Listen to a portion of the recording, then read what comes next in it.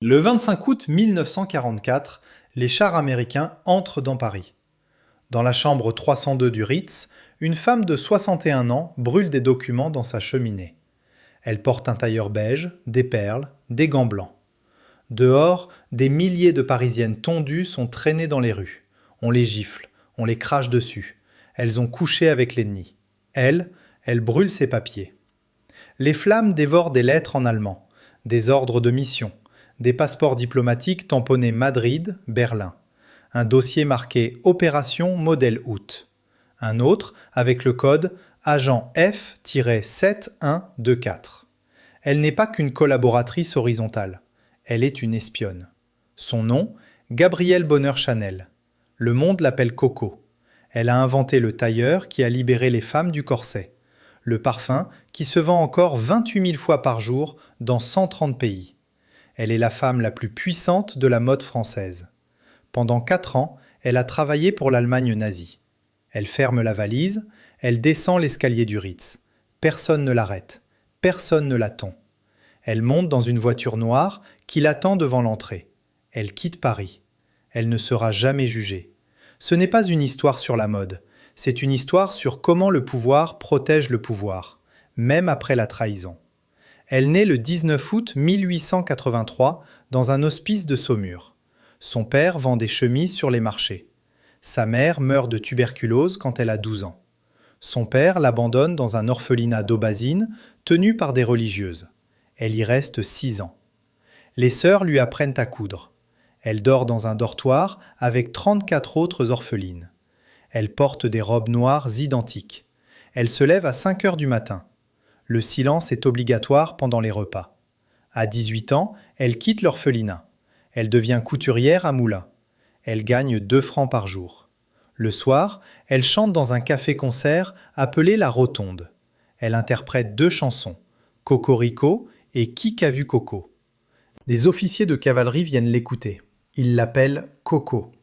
En 1908, elle devient la maîtresse d'Étienne Balzan, un riche héritier.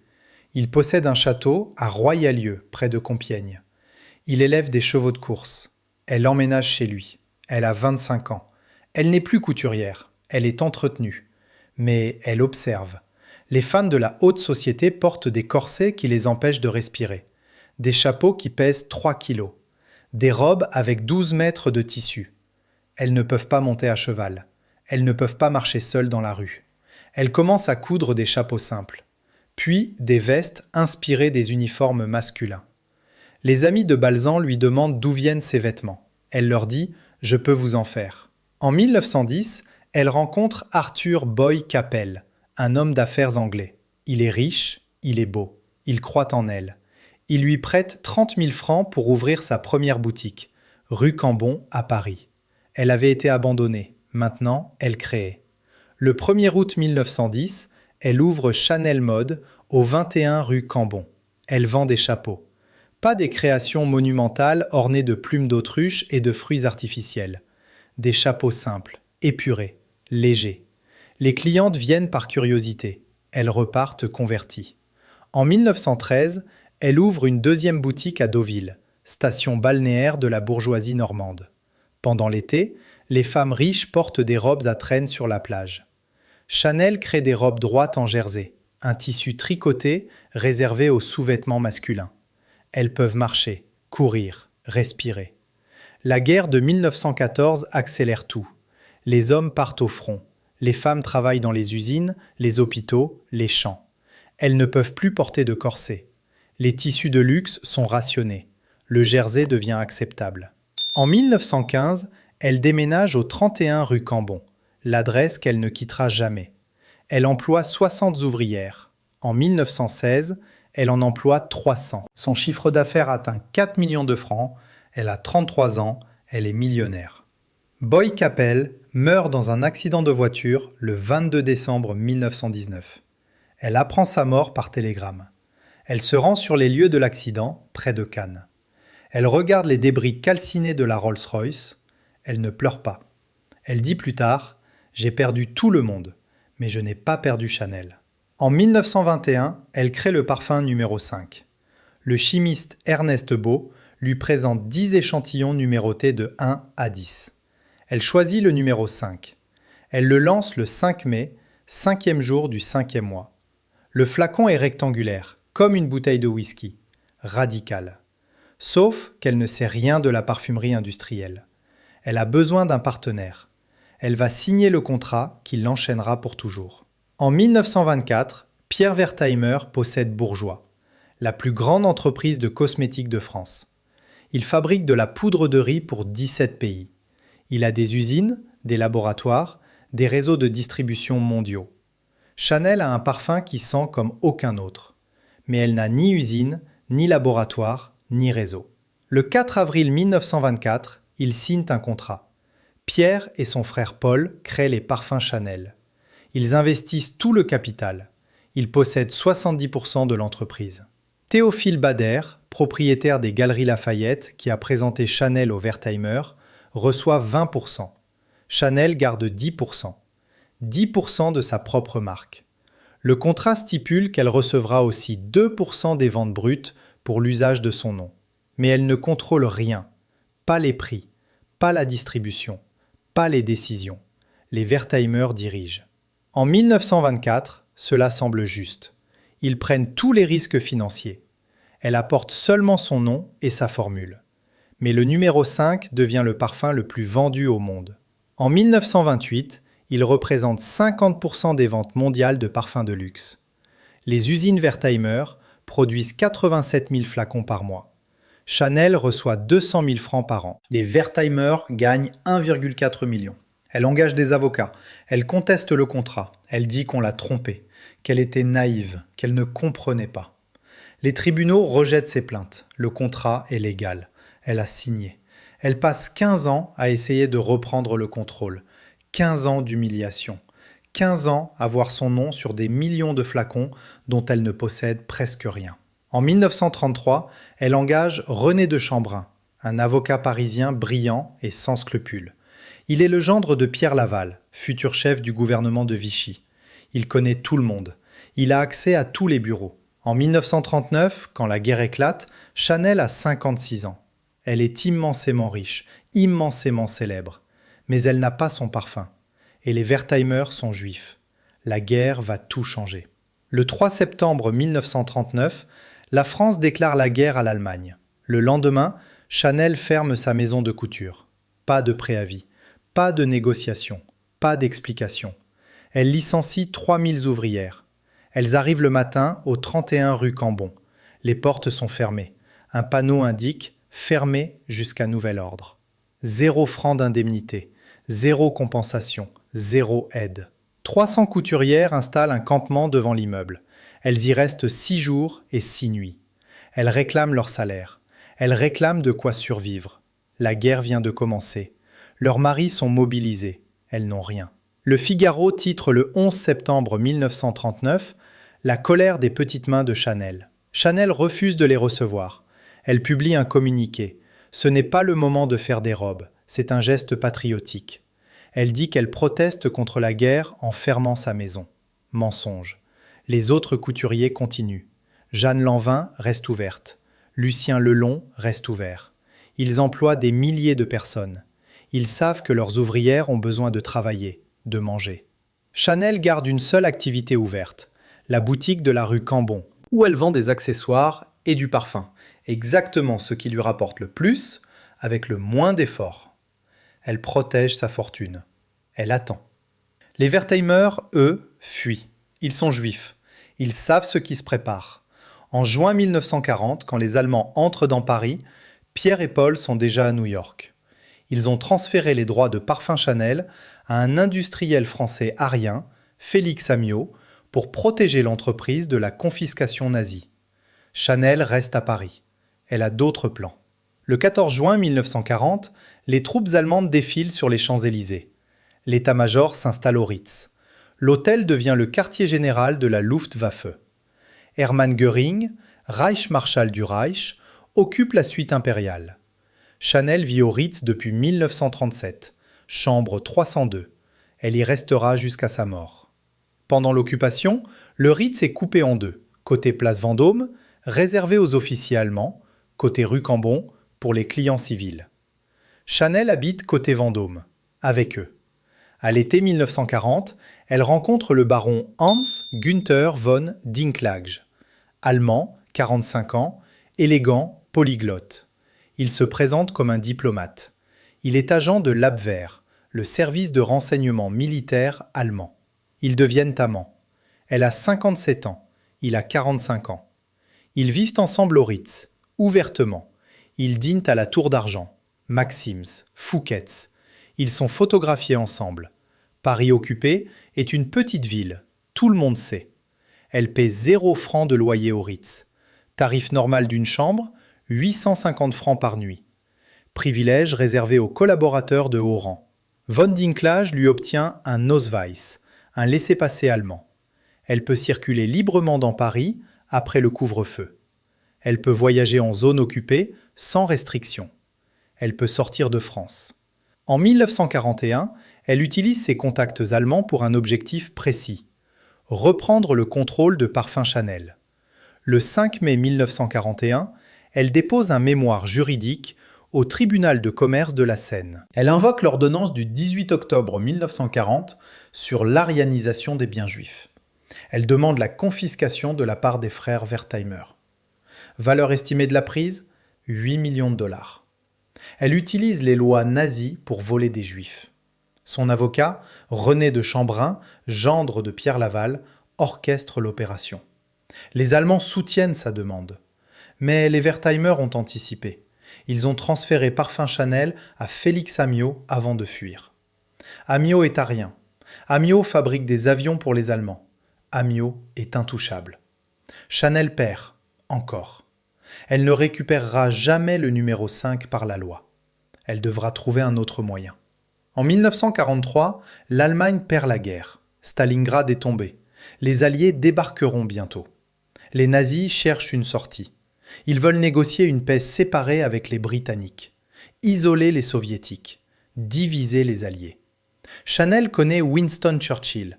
Ils se sont rencontrés dans les années 1920 chez le duc de Westminster, dont elle était la maîtresse. Churchill venait chasser dans son domaine écossais. Ils ont dîné ensemble, plusieurs fois. Les Allemands pensent qu'elle peut servir d'intermédiaire. Le général Walter Schellenberg, chef du renseignement étranger SS, la recrute. Elle reçoit le code agent F-7124. Sa mission s'appelle Opération Modelhood, chapeau de modiste. Schellenberg lui explique. Elle doit aller à Madrid, rencontrer l'ambassadeur britannique, le convaincre de transmettre un message à Churchill, proposer une négociation secrète entre l'Allemagne et le Royaume-Uni. Elle accepte. Entre novembre 1943 et février 1944, elle fait 2 voyages à Madrid. Elle voyage avec un passeport diplomatique allemand. Elle est accompagnée par Vera Batté Lombardi, une aristocrate britannique, ancienne amie devenue complice. À Madrid, elle rencontre des officiels britanniques. Elle transmet le message allemand. Londres refuse, évidemment.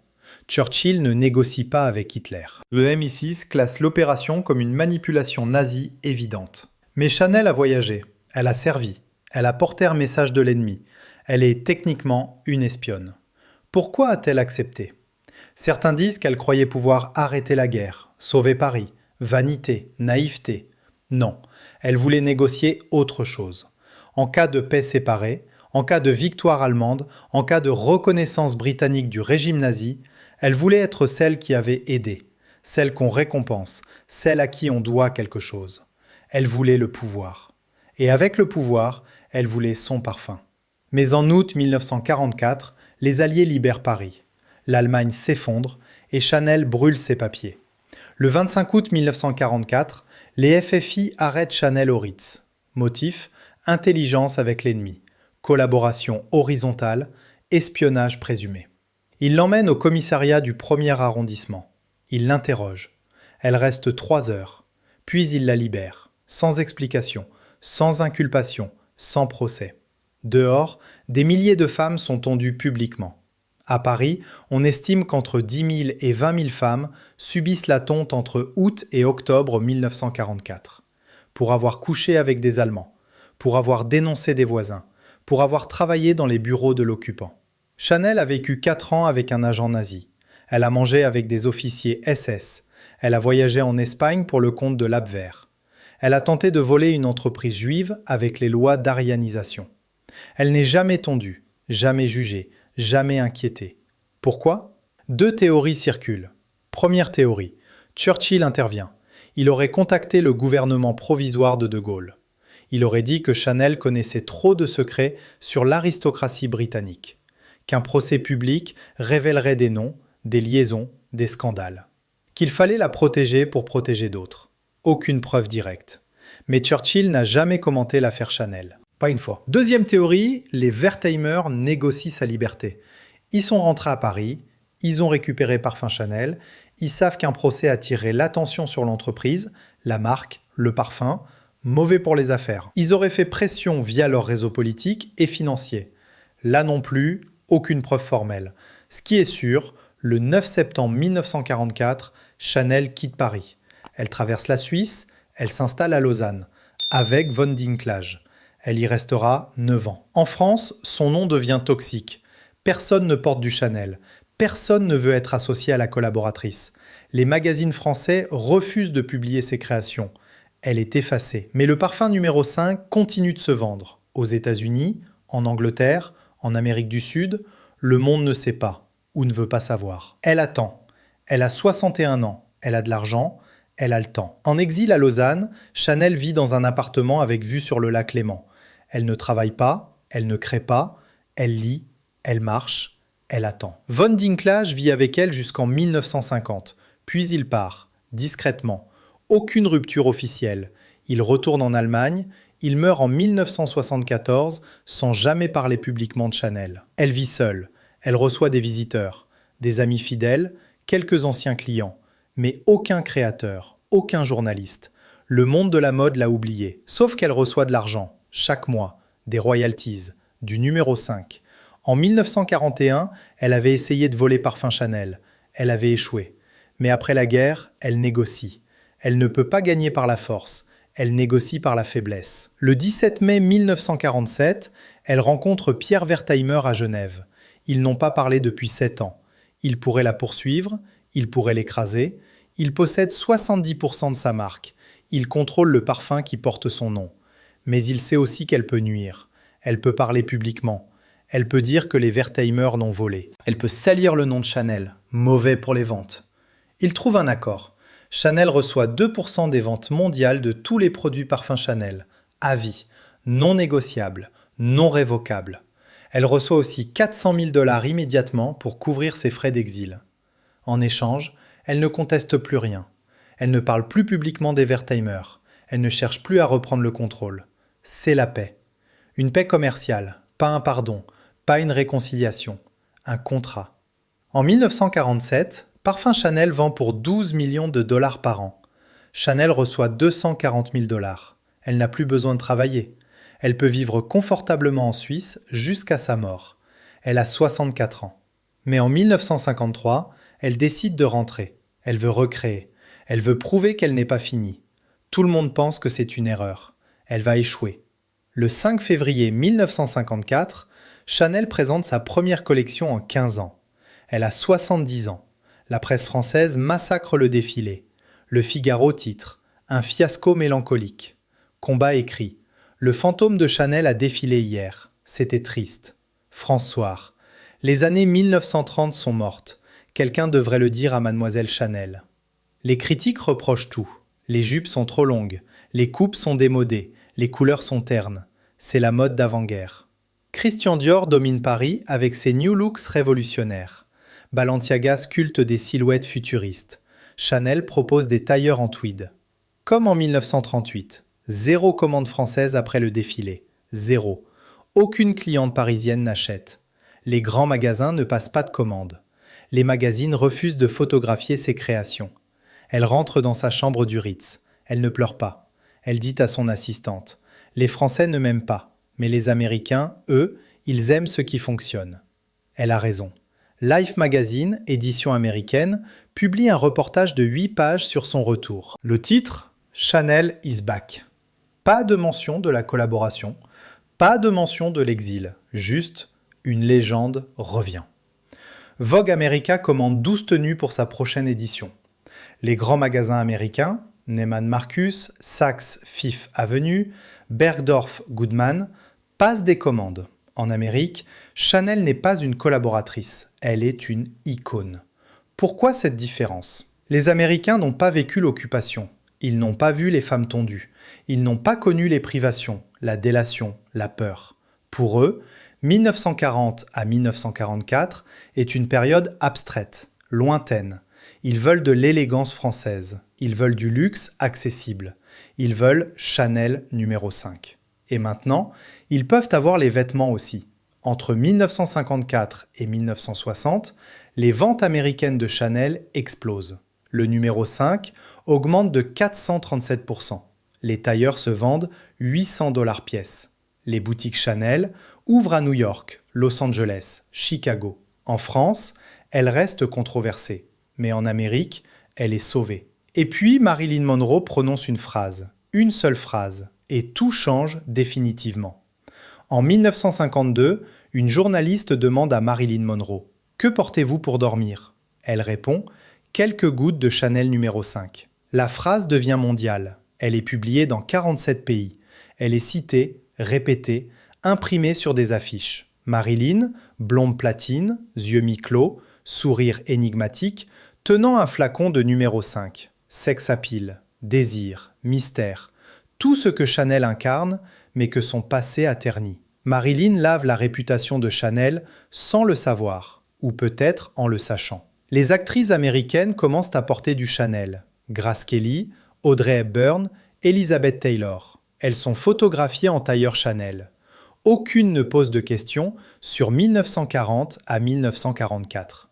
Aucune ne demande pourquoi Chanel a été en Suisse. Hollywood ne veut pas savoir. Hollywood vend du rêve. En 1954, les ventes mondiales de numéro 5 atteignent 8 millions de dollars. En 1959, elles atteignent 35 millions.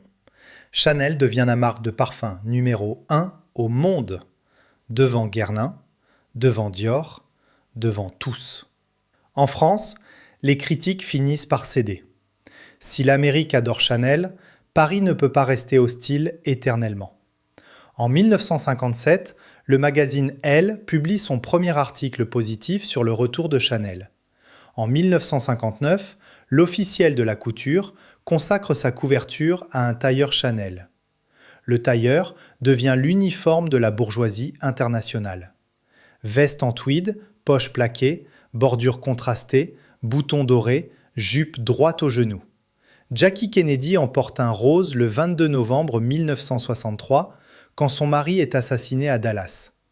Le monde entier voit le tailleur taché de sang. Après Dallas, Jackie Kennedy ne remet jamais de Chanel. Mais des millions d'autres femmes continuent. Chanel emploie à nouveau 2400 personnes en 1965. Elle a des boutiques dans 18 pays. Elle crée 4 collections par an. Elle travaille tous les jours. Elle a 82 ans. Elle vit toujours au Ritz, chambre 302. Elle descend chaque matin dans son atelier du 31 rue Cambon. Elle supervise chaque couture. Elle corrige chaque ourlet. Elle n'a jamais pris sa retraite. Elle ne prendra jamais. Elle mourra en travaillant. Le dimanche 10 janvier 1971, Chanel travaille sur la collection Printemps-été dans sa chambre du Ritz. Elle a 87 ans. Elle corrige des croquis. Elle donne des instructions par téléphone à son premier d'atelier. Elle dit à sa femme de chambre « Je vais faire une promenade ». Elle s'habille, tailleur beige, perles, gants blancs, les mêmes qu'en 1944. Elle ne sort pas. Elle retourne dans sa chambre. Elle s'allonge sur son lit. Elle meurt seule. Vers 18 h, chambre 302. Le médecin constate le décès à 19 h 30. Cause : vieillesse. Pas de maladie diagnostiquée. Pas de souffrance prolongée. Elle s'est éteinte. L'enterrement a lieu le 13 janvier 1971 à l'église de la Madeleine, Paris. 2500 personnes y assistent. Pas de cérémonie publique. Pas de discours. Juste une messe. Les bancs sont remplis de mannequins en tailleur Chanel. pas de famille, pas d'héritier direct, elle n'a jamais eu d'enfant, elle n'a jamais été mariée. Son corps est transporté à Lausanne. Elle est enterrée au cimetière du Bois de Vaux. La tombe est simple, une croix blanche, son nom, ses dates. Elle laisse une fortune estimée à 100 millions de dollars. Pas de testament public, pas de grande révélation, pas de confession. Elle emporte ses secrets dans la tombe. Sauf qu'en 1971, ses archives restent fermées. Les dossiers de l'Abwehr restent classifiés. Les documents britanniques sur l'opération Model Hood restent scellés. Pendant 40 ans, Chanel SA contrôle la narration.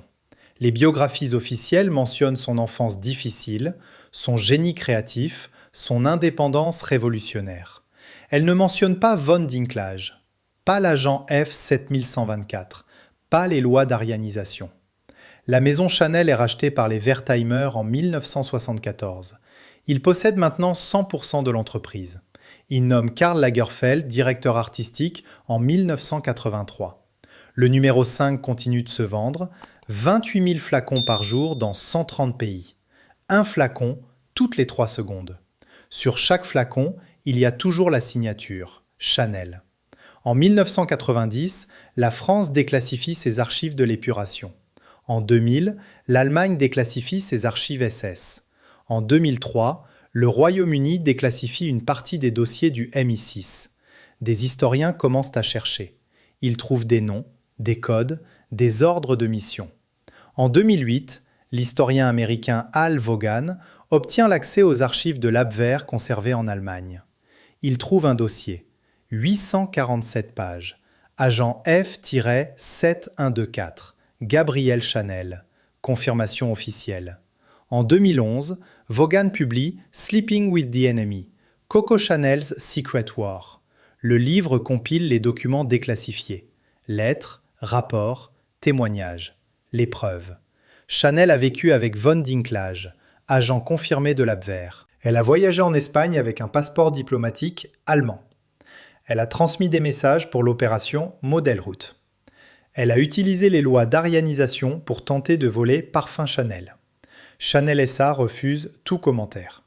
La maison publie un communiqué de 3 lignes. Nous prenons note de ces révélations historiques. Nous ne commentons pas la vie privée de Gabrielle Chanel. Nous honorons son héritage créatif. Pas de démenti, pas de contestation, pas d'excuses. Stratégie, attendre que ça passe. Minimiser, ne pas alimenter la controverse. Ça fonctionne. En 2011, Chanel SA réalise 8,4 milliards de dollars de chiffre d'affaires. En 2012, 9,1 milliards. En 2015, 10,3 milliards. Les ventes ne baissent pas. Le scandale ne détruit pas la marque, parce que personne ne veut vraiment savoir. Les consommateurs achètent du désir, pas de la morale. Ils achètent du glamour, pas de l'histoire. En 2021, 50 ans après sa mort, Chanel est la deuxième marque de luxe la plus puissante du monde. Valeur estimée, 20 milliards de dollars. 310 boutiques dans 56 pays. Le tailleur Chanel se vend toujours 8 000 €. Le numéro 5 se vend toujours 120 € le flacon de 100 ml. Un flacon part toutes les 3 secondes quelque part dans le monde. Les historiens savent, les archives sont ouvertes, les faits sont documentés. Mais la marque survit. Parce que la mode oublie. Parce que le luxe pardonne. Parce que le pouvoir protège le pouvoir, même 80 ans après les faits. Aujourd'hui, si vous marchez rue Cambon à Paris, vous verrez la boutique Chanel au numéro 31. Les mêmes portes. Le même escalier miroir où elle regardait ses défilés sans être vue. Le même atelier au premier étage. Chambre 302 du Ritz existe toujours. Elle n'est plus louée aux clients. C'est devenu une suite privée. On ne peut pas la réserver. Mais on peut demander à la voir. Certains le font. Par curiosité morbide. Par fascination.